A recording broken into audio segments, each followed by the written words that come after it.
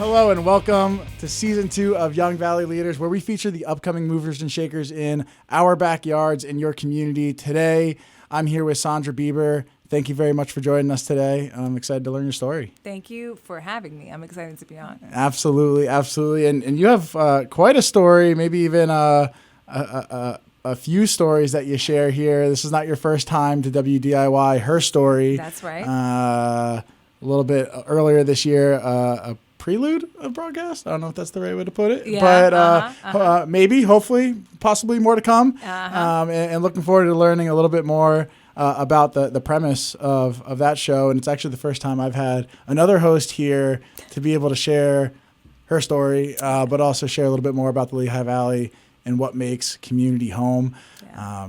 But you've been in the Lehigh Valley for a long time. Long time. And first of all, her story, it feels kind of weird being on this end of it, because when you're interviewing people, you feel a little bit of control. So it feels good that I'm here and being able to share just all of the experiences and my story with you all and our listeners. But I'll tell you, I've known you for about, over 10 years now, a decade. So we have, grown from the young professionals in Allentown, right? Yep. And then just seeing you, and congratulations on all your success and what you're doing and making your print on the Lehigh Valley. Yeah, it's been a couple of years. It has. Yeah. What about 2 years now? Since we've talked like this. Yeah. At least 2 years. Yeah. Yeah. So say pre-COVID. How about it? So it's interesting how the Valley works. So I've been in here my entire life almost, right? So I immigrated here when I was 5 years old from Cairo, Egypt. We came to the Valley, and we never left. We never left because the Valley grew with us. So there is so many growth opportunities for us as a family, and I had many opportunities to leave abroad and here in the nation, but I felt like this was home, and there's so much to do here, so much work. And what's beautiful about it is the relationships here in the region. Being able to call people for assistance, whether you're looking for nonprofit leadership support, or you're looking for sponsorships, or you're looking to completely do a 180 career change, which I have done. You could find it here in the Valley. So. The relationships are key to making a place feel like home. Certainly about building community, and also about kind of navigating through your own world and figuring out what that looks like. As you alluded to, from a career standpoint, your path wasn't necessarily linear, but it certainly got you to a point now, Chief Philanthropy Officer with Community Action Lehigh Valley, but starting in economic development with the Chamber and working with other prominent organizations like New Bethany Ministries, and being able to help most recently with Discover Lehigh Valley and many places in between.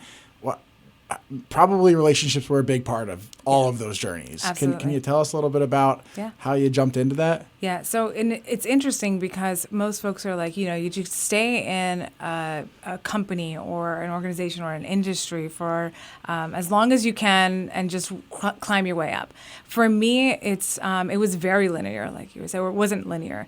And I had the opportunity to meet with people, and my philosophy is, if your work is done in that field, in that organization, in that industry.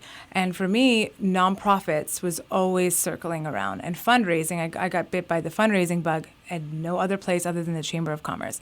So Lehigh Valley Chamber of Commerce, my first experience fundraising was at a 50-50 raffle for none other than the Women's Business Council for an event that they were having. And there was a packed room of people. And they said, all right, you're an intern, Sandra. This is a good time to showcase what you got. And I said, okay, no problem. So a young 20s, Sandra said, all right, I need to give these 50 raffles, and I need to go around the room, and I need to sell these. So within 45 minutes, I come back with $1,500. And they're like, what? So it always followed me because I was able to sell the cause. I was able to, really communicate it in an authentic way that people wanted to get behind and invest in what I was selling. But for me, I've just been selling amorphous ideas and helping alleviate poverty and alleviate, just help people with food security and help people with really big issues that they're facing in the region. And that's always really what has been at the core of my own heart. I love Discover Lehigh Valley. Discover Lehigh Valley team is great. And their work helped me shape community, my work with community. So the Lehigh Valley Insider previously Lehigh Valley Ambassador program. That was a major stepping stone because we brought together over 4,000 individuals that wanted to join our mission to be able to, focus on, hey, I want to go to this business. This business is offering a specific discount to just Lehigh Valley insiders. And it's promoting the Lehigh Valley. It's promoting our region and our backyard to all people. So that's really what my core mission is here, is to support the region. As much as you're selling ideas or selling a mission or selling the experience, that whether it's the nonprofit or the organization that you're working with, so much of that comes down to communication. Like, you've got to be an incredible communicator to, as an intern, have that level of success, but then fast forward to this point of your career and really be looked at as, one of the key leaders here, bringing all of those 4,000 some businesses together in Discovery Lehigh Valley's case, and certainly I'm sure in your role now with CALV. That's very kind of you. But I'll tell you, I don't take that lightly, because that was the hands and the support of so many different people, right? Guidance, being able to take feedback and say, okay, you're not doing this correctly. You need to work on this. There was so many times where I was kind of nitpicked, if you will, so that I can get to the place that I am now. And it felt like nitpicking. And if I could tell myself back if I can go back 15 years, I could say, hey, you know what? Don't take it personal. This is all a stepping stone to be able to get you to the next spot, the next level. And for anyone watching that's like, oh, I feel like I'm transitioning or maybe changing jobs a bit, or I'm not finding my groove. Like, you will find your voice. You will find the place that you are. And for me, Community Action Lehigh Valley has been really a wonderful place, because it's giving me this mission. It's giving us a mission to support the entire Lehigh Valley. And the mission of Community Action Lehigh Valley is really increase the quality of life in the Lehigh Valley. And we do so by providing economic opportunity for all people. And when we do that, we're able to give these individuals a voice for decisions that's being made, around the table. These are things that are affecting their life. They need a voice in that decision. And so we do that through a myriad of different programs. So, have the Second Harvest Food Bank of the Lehigh Valley, our largest program, 16 million pounds of food delivered in 6 counties in Pennsylvania: Wayne, Monroe, Pike, Northampton, Lehigh, and Carbon County. That's even bigger than the quote-unquote Lehigh Valley that most people think of, right? Those counties. So you're talking about the northern tier counties that are food deserts, and, being able to, like the 6th Street Shelter, the largest shelter in the Lehigh Valley, and so many other programs like Gen Next that supports students that are first-generation college-bound individuals from their families, and we help them with SAT prep and college tours, and just really getting them ready for that next step. And those are the things that we try to do. We're an anti-poverty nonprofit, so our goal is to help people get out of poverty, right? So giving them the steps and the tools to be able to do that. But that's really a homage to the full track of my career, is to be able to give back and get all of these experience, from marketing to business development, economic development, to nonprofits development at when I was at New Bethany. So there's a lot that can be done here. So it's great. And one area in that string of your history that you pull from that you didn't mention in there is your international background. Yeah. And, coming here at 5 from Cairo, I'm sure there's been other travels, whether it's back to Cairo or other places around since. You mentioned other opportunities. But even just here, you've founded or were a founding member of the International Business Council, right, with the Chamber. I think there was an organization at Lehigh. I'm blanking on the name. The Lehigh Global. Lehigh Global. Yeah. So like that, obviously, at least at one point in your career, was a founding, nurturing component that. How do you bring that into what you're doing now? Because so much of the Lehigh Valley and its community and the population here are also coming from all over the place in the world. And part of that plays a factor into some of the socioeconomic components that we have as they try to just get their feet settled and figure out how to establish whether it's refugee or asylum or immigration, whatever that looks like. Yeah, and thank you for pointing that, because I, in a specific time in my life, I focused on international business with my business partners at Lehigh Global, and we had the opportunity to travel all over. One of those places being overseas in an Asian country, and so it was really amazing to be able to see the different cultures. And so cultural competency is a very important thing when you're talking about communication, when you're talking about going into nonprofits, when you're talking about economic development, because you have to be able to sit across the table from someone and understand what could potentially offend them, what doesn't offend them, how do you bring them in and to make them feel like they're not an outsider. I sit on the board of Link Lehigh Valley, which is a great organization that helps really acclimate newcomers and bring them into our community, which is their community. And that's one thing that I know, because I was an outsider at some point, right? And being able to be brought into the region in a way, and mentors that took me under their wing, whether it was from business or was it nonprofit, they took me under their wing, and I owe so much. I owe so much to my family as well. My husband, my kids, and my parents and in-laws and sisters, and I'm very, very grateful. So I think. Not everybody has that, though, right? So you need to find those opportunities, and if those opportunities come across your way, how can you be that bridge for somebody? And that's kind of every day for me. That's what I'm trying to do. One thing I want to pull out of there, you mentioned your family, your husband and kids. Well, any message for the young lady leaders? Like you mentioned the Women's Business Council also that you were involved in. Like, how has your journey, or maybe the impact that other mentees or mentors within the women business community or just community at large helped kind of shape where you've made your path today? I love that. That's a great question. So I think for women leaders, and I'm just even parents and people that are struggling with trying to balance, right? Prioritize, It's for us, it's God, it's family, it's work, and it's community. Those are the 4 pillars. And you ensure that the buckets get filled accordingly. And for me, if my bucket is not filled, at home or spiritually, I can't give to my employer. I can't give to my community. And so I look for opportunities to not just mentor, but if someone, for example, they're like, well, you should be here at exactly 7:30 when the thing starts. Or I'm like, no, if I want to drop off my kids, or if I want to take my morning to putter around, Jeff Bezos actually loves to putter around in the morning. I was watching a podcast about him. And you have to make time for your mental space, right?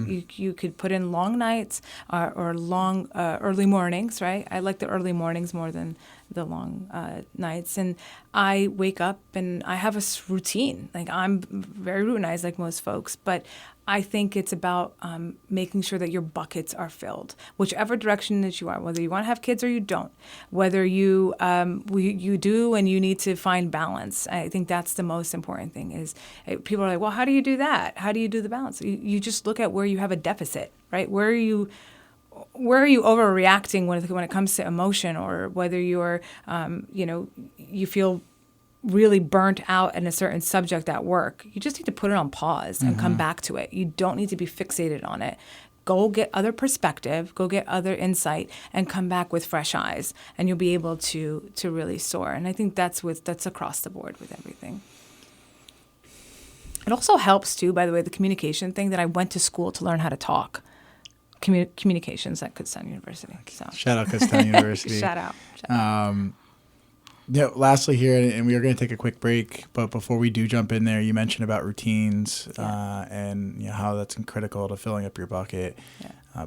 For you personally, like, what are some of those? I mean, you don't gotta give us the dirty details necessarily, but like self-care habits, mental hygiene that you make sure you practice to ensure that bucket stays filled. Yeah, I think shutting down and being able to just spend quality time with my loved ones, with my kiddos, my husband, my family, my parents and sisters and nieces and nephews and the entire family. That's really important to me. But one of the things that if I have anxiety or I'm feeling a little bit overwhelmed, I just get my behind in the kitchen, and I just make something, and it's that's something that I can just do repetitively, and I can get lost in it, and it helps. It's my family benefits from it, people benefit from it, and I benefit mentally from it. But everybody has to be out of the kitchen when I'm doing that, though. It's my space, so I'm able to, if I need to fry, I could fry. If I need to bake, I could bake. But so you do it both. That's really we're cooking and baking. Barely baking. Okay. There's this saying that if you know how to bake, you can't cook, and if you know how to cook, you really can't bake as well. So there's a couple of things that I could bake. I've mastered pita bread making. Ooh. That's a very difficult thing to make. Specialized. That's the only thing I could bake well. And maybe some Arabic desserts, but pita baking, because it was during the pandemic that everybody was stressed out during the pandemic, but I learned how to get that emotion out on the pita, and I found a perfect recipe, and you never know, maybe I'll have, a baking or bakery soon. Who knows? Who knows? The sky's the limit. We're heating up here, cooking it up in the kitchen, and we're going to be right back here. I'm Louis Holzman here with Sandra Bieber on Young Valley Leaders, and we'll see you soon. Awesome. And we are back. Louis Holzman here with Sandra Bieber on Young Valley Leaders. We're talking about community. We're talking about baking pita bread. We're talking about making sure that your buckets are filled with family and loved ones, and doing the things that make sure you have the time and the space and the mental energy to push yourself forward, whether that's in your career, whether that is in your social life, or whether it's in the community at large. Yeah. And that's what I'm curious about here, Sandra. We've been talking about community a lot. The C word has come up a bunch, but it can mean so many different things. Yeah. Macro level, micro level. Yeah. And I'd love to know what it means to you, or maybe it's multiple meanings. Yeah. Well, thank you for that. I think that community it boils down to a few different things. It's about feeling at home, even though that you're not near your home, or perhaps you're new to the home. And what I love about this community is that you can make friends fast, and you could find a friend or a mentor or someone that could support you in whatever area that you want. And I think for the Lehigh Valley especially and beyond, it's just about having a human connection with people. And being able to get on that raw human connection and saying, hey, this is, we're here experiencing this all together. How can we make this life better than what we've been experiencing before? And trying to get people outside of their own silos, right? And having discord, but respectful discord is very important.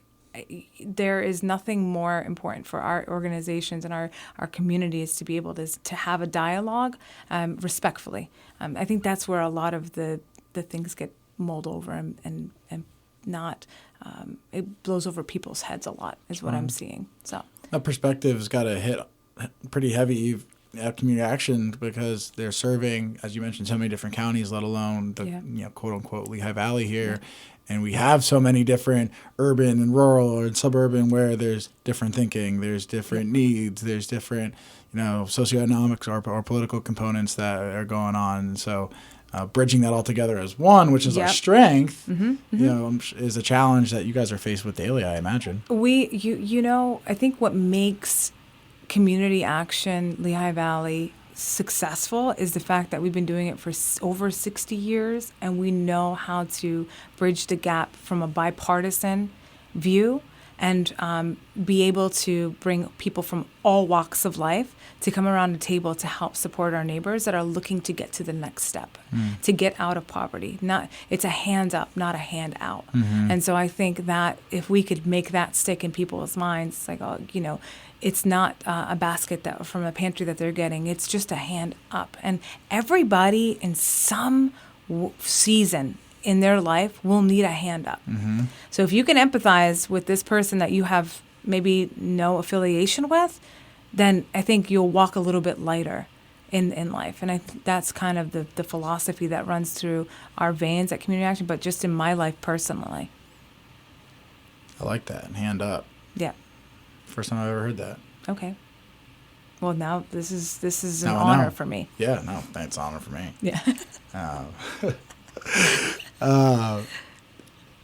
Did you always know that you'd or always aspire, maybe that's the better way to put it, that you'd want to be leading an organization, whether it's in this way or in any way, or did that leadership role kind of find itself to you just as you've, heads down doing what you need to do, and you look up and you're like, oh wow, I'm pretty good at this, or is that what does that mean to you and how you've been able to start not only navigating this path, but I imagine there's a good handful of people, young women, men, children that look up to you, not just your kids, I'm sure certainly your kids, that go, wow, she's really carved the path out that I can follow in my own ways. Yeah.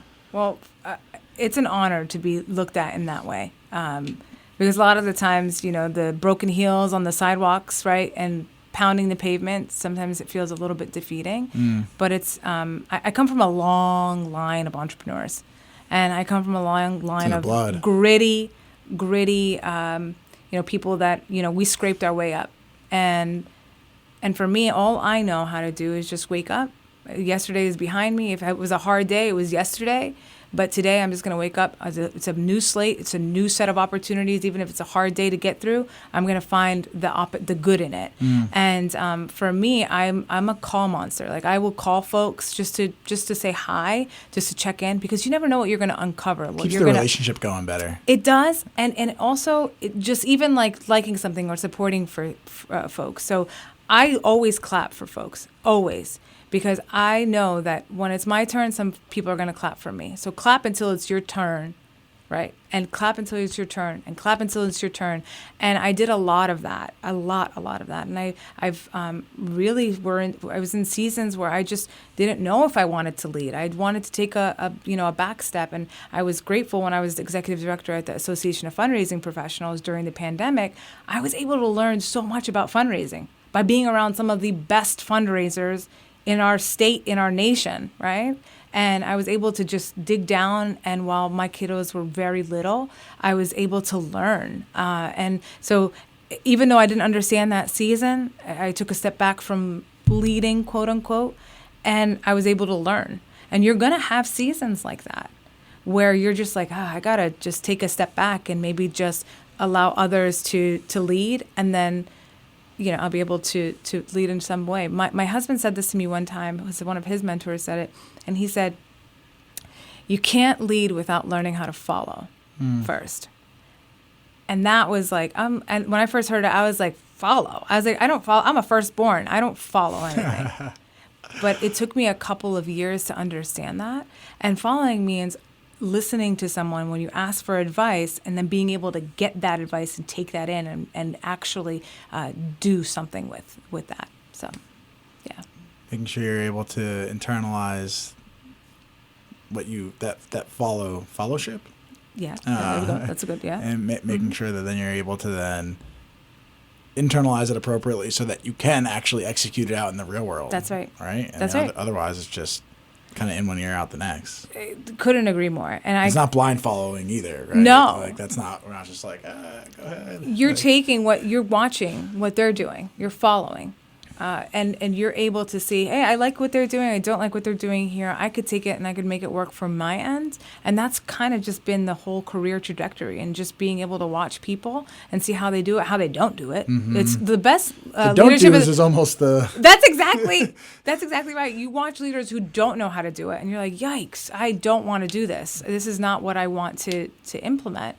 But those folks that inspire me and put a light in my heart, I always thank them for that. But I also pray a lot too. So that's my faith is a big part of why I do what I do, and I wouldn't be anywhere without prayer, without my mama's prayer, my people around me that pray for me and help. So that's really what my if you don't believe it, and if you don't, whether it's praying on it, some other people will do. I'm blanking on it, but meditate on it. There's all different levels of what prayer may mean to someone. Yeah, but if you're not doing that for yourself and pushing those thoughts to become things, whether that's physically saying them or not, it doesn't. Again, it's kind of special to you how you do that. Right. They're never gonna come to reality. You're just they come reality up here first. Yeah. There was a special quote, and I'm not going to be able to mention the name because we're right on the fly. And when you think it, you also become it, right? So Thoughts when become things. So when you envision something and you could see a path forward, and it's crystal clear. It has to be crystal clear, almost, right? You're like, I can almost taste it. Then you know that you can work your way towards it. And then you'll be able to solicit some support from friends or somebody that has, a marketing background or a digital marketing background that, you want to, for example, you want to have cameras for your podcast, right? For her story, I did the same thing. You did the same thing. I kind of watched what you did. I was like, I like Lois's, what he got going on here. I said, I like those camera setups. I like how he did that. And I watched and I did my podcast similar. And so those are you don't know what you're affecting, right? And you're able to grow around that. So definitely surround yourself with some good people that have good ideas and good hearts to be able to, to get you to the next level. It's very, very, very rare that something truly novel and for the first time ever has been done before. I mean, it does come up, right, Yeah. here and there, and those become massively big things usually. But usually over the last, 2 to 10,000 years, somebody has already done what you're trying to do in some shape or form, and they leave breadcrumbs. Yes, and they leave if not even breadcrumbs, legitimately written out novels on how they did it. And if you go seek out that knowledge, you can't unlearn that once you do and be that's not gonna work. You adapt it to your life, you adapt it to the time that you're living in and what might be applicable. But a lot of it's there. It's just going out and not only ingesting the follow, but then digesting it and pushing it out there for the action of doing. I love that because that's history, and I'm a history buff. So when I was in college, I said I wanted to be a historian. So when I went to Northampton Community College, I got my my liberal arts and history concentration, and history. So history was it. I was like, I'm going to be a professor one day, and so I think that we can learn so much from our history. And the Valley is rich in history. Mm-hmm. I mean, Egypt is very, very rich in history. That's just a different level. That's a different level. But it's still rich in history. And so when you dive in, you're able to hear the stories of how people lived here, what they've done, what what they've contributed to society. And will be part of history. It's just crazy to say we're young now, but we'll be part of history too. And so it's like, what mark are you going to leave on this earth? Is it going to be a loving one? Is it going to be a kind one? Is it going to be something that, they're going to look back and be like, this is, they really did their best to help move our humanity forward? Or are you just going to be an unmemorable one that was just there? Yeah. And that's fine too. That's fine too. That really is. Mm-hmm. It really, and that's the beauty of it, is that it's how you leave your legacy, whether it's with 5 people that loved you, or just your family, your intimate family, or you're famous, or wherever you are. It's do the best that you can with the lot that you are given, mm-hmm. and I think that's the way that we should all live and be kind in that way to each other. So that was good. That's a nice reminder. Yeah.